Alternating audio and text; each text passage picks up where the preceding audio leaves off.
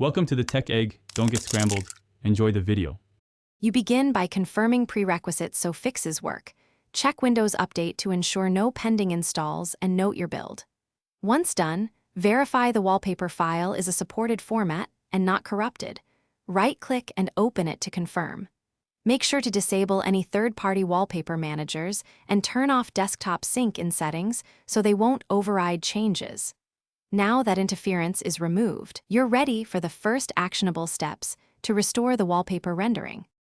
You should now fix the personalization pipeline. Open Settings, go to Personalization, choose Background, Set Picture, and reselect your image so Windows writes the setting.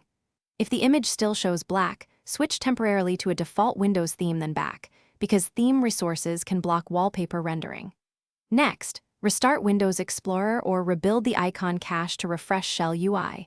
This often clears stale handles that cause a black screen. After those steps, check multiple display modes and virtual desktops to verify visibility. You're at the finish line. Update or roll back your display driver in Device Manager, because driver issues commonly produce a black wallpaper. If that fails, delete the transcoded wallpaper file in %appdata%Microsoft/Windows/themes, then run sfc and dism to repair system components so personalization can load again.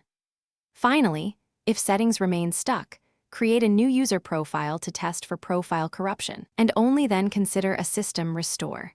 Troubleshooting tip: if wallpaper stays black on multiple accounts, suspect driver or GPU level problems.